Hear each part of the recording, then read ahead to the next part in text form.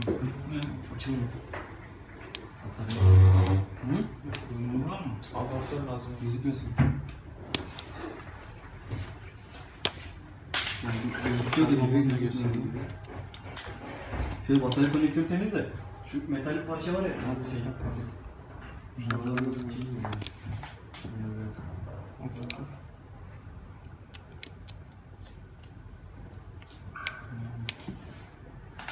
Bir kat gerisi tamam mı?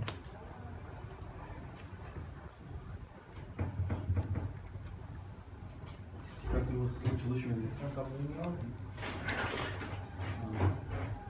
Neymiş? Adamın şeyine uyduk.